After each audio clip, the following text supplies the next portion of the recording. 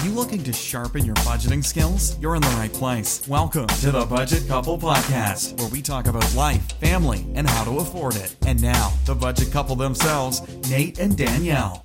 Welcome to the Budget Couple Podcast. I'm Nate. And I'm Danielle. And this week, we're going to be answering a couple of listener questions that have come to us, and we're actually really excited about them because some of these were more difficult than what we've had to answer in the past and for different situations and what we've experienced. So we have to really think outside of our own box and kind of go through and really focus on what the question was and how we would handle it if we were in that situation. Before we dive into that, I just want to implore you, if you could, to leave a review for us on Apple Podcasts or your podcast player of choice.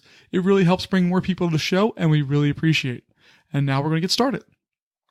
I'll start by reading one of the first questions we got. So this is from Ashley. My husband and I got married last year and just recently started getting more involved in our finances as a married couple. This would be setting up goals, deciding where our money went, etc. I am currently in grad school finishing up my master's degree in speech-language pathology. Great choice. Yes. And will be graduating in May 2018, so soon. I have a part-time receptionist job, but only work the weekends during the school semesters because Monday through Friday I am doing a full-time externship. Now, I'm actually not sure if that's a typo or if that is a thing, but I will have to look that up for my graduate program. And unfortunately, it's unpaid. My husband is a personal trainer and his income is dependent on how many people he trains per pay period. So with clients going out of town on business trips, calling out sick and other things, it's been really hard to create a stable budget with our ever fluctuating paychecks. So this was actually a tough question for us because we have pretty stable paychecks and we haven't really had to deal with that circumstance before. So we had to really think about this. The nice thing here is that, number one, this is a short-term problem. You're graduating in May of this year, and I would assume you're going to be in education. So that means that you're going to probably be starting a job or getting a job around that time, but not really fully starting it until August or September, depending on where you live and when your schools go back. That would be just my guess, a rough estimation. So you probably have another 6 months or so of dealing with this, and then you're going to have stable income and an increased income. So this probably isn't going to be a problem for much longer, but we wanted to answer it not in that lens because it's easy to think of things as short-term problems. You really want to think of it as a problem you need to deal with now because what this is going to do, it's going to really set you up for success once you guys both have much more stable incomes. So we're going to talk about this like that. The first thing we would do is if you're contributing to any type of retirement, stop. Don't do that right now. Your budget, your income doesn't support the idea of you being able to save money for that instance right now. It's too unstable, and you said that you're dipping into savings a little bit. So we want to make sure that any retirement stuff isn't being used. Now, that kills me to say that because early retirement stuff really makes a big difference later on, but I have a feeling you guys will be just fine. So I would stop it just for the next 6 months or so until you have a stable job. After that, I would break down your budget into shorter periods of time. We personally use a monthly budget and it works for us, but we know what our income is going to be every month. I would break yours down into a bi-weekly or every 2 week kind of budget so you can kind of get a better idea of what might be going on and where your money's going. It may be useful, it may not, but that's what my suggestion first would be. You also want to ask yourself some questions to set yourself up here. So when are your bills due? That'll probably be a tough one and maybe why you're having to dip into savings perhaps.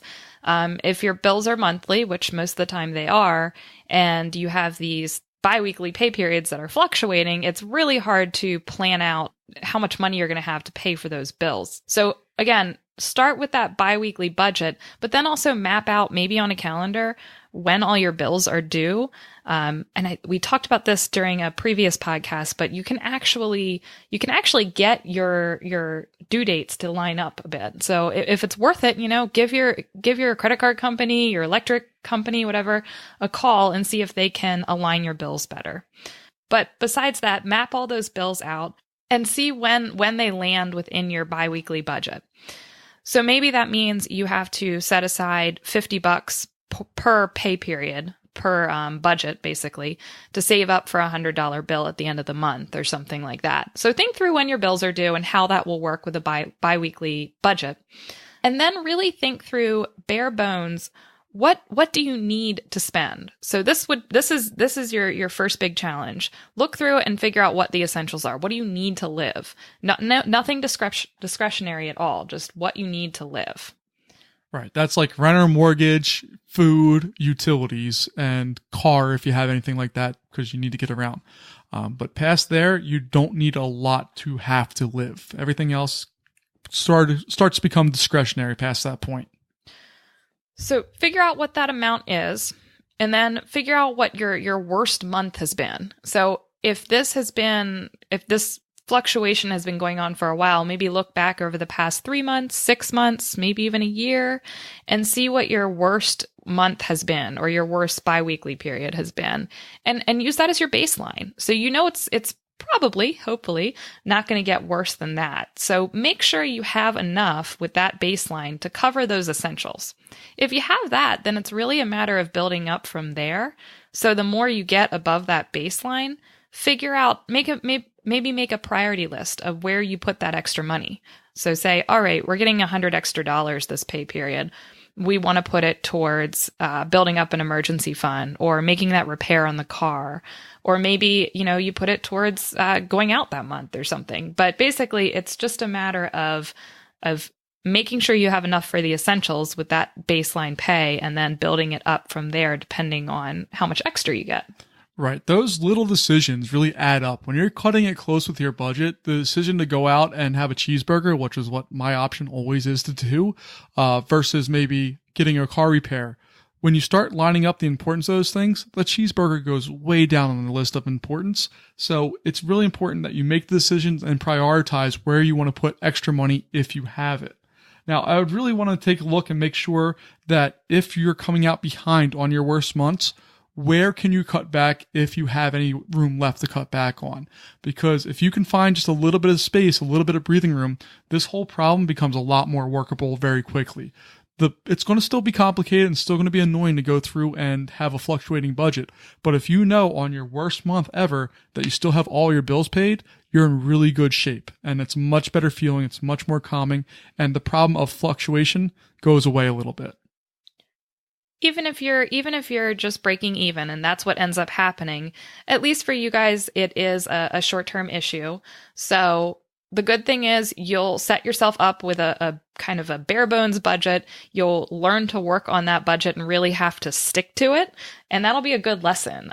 Even after you start, hopefully, making quite a bit of money and getting a job and such, you'll be able to better allocate that new money that you're getting in, and be able to spend it more wisely. Yeah. And you'll definitely have a really big appreciation for a stable income and what that provides. So you'll have a real appreciation for money as well. And it makes everything a lot better. But again, you're in a short-term problem. I know it feels rough, but you will get past it. And hopefully we set you up with some plans there. If that doesn't work for you, you have more questions, please send us another email. We'd love to help you out. But when we kind of brainstorm through this, those are the things that we thought we would do if we were in that situation.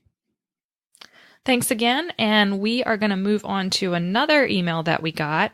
And I'm always the one reading these because Nate can't read out loud. I am the worst at reading out loud. It's maybe scientifically proven that I am just not a good person to read out loud. I'm just bad at it. And he's a teacher. I can talk. I can't read. Sometimes. Yes. So this is from Mary. My husband and I are recently out of debt and we're working on an emergency fund. We just received an inheritance of $80,000. Awesome. We would like to maybe buy a rental or some other investment that honors the family member who gifted it to us. Do you have any advice for us? She also mentions that they have 2 kids and they live in Northern California, which I think are 2 important things that need to be considered when we're going through what we would do if we were in this situation. So the first thing we would do is we'd make sure we establish an emergency fund. Previously said that you were debt-free, but we want to make sure that we also have an emergency fund of 3 to 6 months worth of expenses. That money does not get touched for anything other than emergencies. The car breaks down out of nowhere and you can't fix it any other way. Emergency. The hot water heater blows. Emergency. We need a new cell phone. Not an emergency. So you have a couple things that are going there, but that 3 to 6 months worth of expenses is just a really good cushion. It's a really nice thing to have. And I would take the money that you need, whatever that happens to be in your situation, 3 to 6 months worth of expenses, and put that in the bank and don't touch it. To be fair, Mary did say that they were working towards the emergency fund. So that's a really great thing. Continue with that. Make sure you hit that 3 to 6 months, 3 to 6 months worth of expenses and then stop. So before buying a rental property, I personally, we have a son, and I personally would want to put money into his college account. We do that monthly anyway, but it would be really nice to just cushion that with a nice big paycheck of, $10,000 or $20,000 just to jumpstart it, especially at this early age. And when the kid's being 5 and 7, you're still early on. So if you don't have a college account really well established, it would be a great way to spend the money. You just need to see what your state allows as a maximum contribution per year. Some are around $5,000. Others are more than that. Some are less than that. So you need to kind of do some research. And if you haven't had one started, this is a great way to start one up. So I would take, again, the emergency fund, establish that first. Next, add to your kids' college fund. They're still really young and still has a long time to grow. You're talking about a decade plus for both of them. So you have a chance for that money to really grow and blossom, and it can do a lot of really good things for them down the road. You also mentioned that you were totally debt-free, which is totally awesome. But I would have to ask, are you considering your house in that and your car and things like that? So if not, I would also want to put some of the money towards paying down the house. That's something we're really working towards. So that would come first to my mind as well. So that would just depend on where you're at and what you mean by debt free. So it's just a consideration. After that, we put a fair amount of money on the house if we still had a house payment or whatever we had payment-wise. But if we don't have those things, the next place we would put money towards is retirement accounts or mutual funds, stuff that you can touch a little earlier than what a retirement account is. So I personally would try to max out a 401k, a 403b, whatever you have where you work, and also a Roth IRA. The maximum contribution for a 401k or 403b is $18,000 a year, and a Roth is $5,500. So if you do a quick example here, if you and your husband both max out both of those and put $20,000 towards an emergency fund, just as an estimate, by the time you're done, of your original $80,000, you're left with $13,000. So that $80,000 is a lot of money, and it seems like a big sum of money. But when you start breaking it down and putting it towards things that will pay you off very well in the end, it starts to disappear pretty quick. And that's okay. It's not something to be scared of. It's just planning things and kind of sectioning them out for the future instead of now. One of the things that was mentioned in the email was wanting the way we spend the gift to really honor the family member that gave that to them.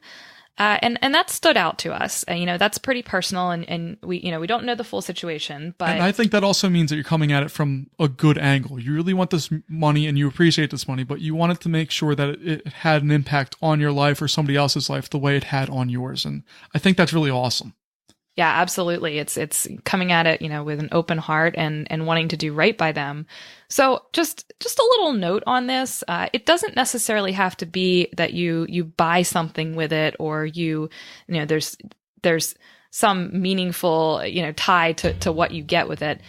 But it's really how you spend it and how that builds you up for the future. So getting out of debt completely, building up your retirement funds, paying for your kids' college, those are huge gifts to your kids if they're able to go to college completely free.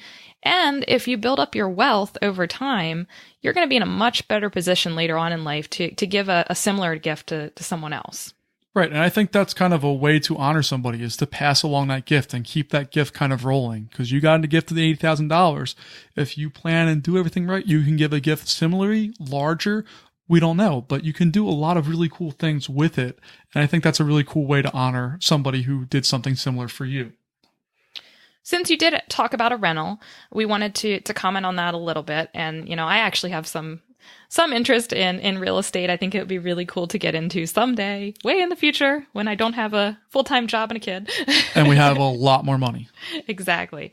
But since you did mention it, we just wanted to comment that some of the things that we would consider before buying a rental property, would you be able to pay for it outright with that cash? We wouldn't want to take out a second mortgage, or even if your own home is paid for, we probably wouldn't want to take out another mortgage for a second property. We would want to make sure we could just pay it all in cash. Also, with rental properties, you need a lot of time and resources to maintain them. You need to be able to maintain, the property taxes, the insurance, if anything breaks, and also just managing a renter in a home is it's a big time commitment. It's a big commitment in and of itself. So it's just something to think about. Would you want to hire a company to deal with that management for you, or would you be doing it yourself? I would also look at how much do rentals generally go for in your area as far as how much do they rent for. So if a rental goes for $2,000 a month, that's great. But if the mortgage is like $1,800 a month, that's not a good financial situation because the house is going to require more than $200 a month of upkeep over the long term. So I would stay away from something like that. Now, if it's going for $2,000 a month and a mortgage is only like $500, you have a win. Go ahead and do that. That's awesome. But if their numbers are like within like $500 of each other, I would stay away from that. That's going to take a long time to pay that mortgage off. And you're also not seeing a whole bunch of benefit from it right away. In addition to that, you put yourself in a liability situation. Let's say something breaks. Let's say it needs a new roof. You're out a lot of money right away, and it's going to take long term to recoup that. So I would stay away from that. My personal feeling, I think Danielle's in the same boat as this, is that we would never buy a rental until our personal house is paid off entirely. Main reason for that, again, is the liability situation. But also, if something happens, you want to make sure that your home and your wealth there is protected. And if you're relying on this rental income to come in to help pay for other things, and that happens to go away, now you can't afford the place you actually live. And that becomes a problem really quickly. So I think we're going to wrap things up. And I just want to thank you guys for sending in these emails to us. They really got us thinking this week, and we appreciate it. And we ask that you please keep them coming.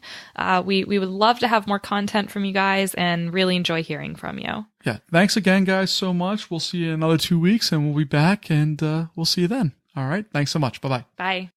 Thank you so much for listening to this episode of the Budget Couple Podcast with your hosts, Nate and Danielle. For more great content and to stay up to date, visit budgetcouple.com. Make sure to check out the next episode of the Budget Couple Podcast, where we'll talk more about life, family, and how to afford it. We'll catch you next time.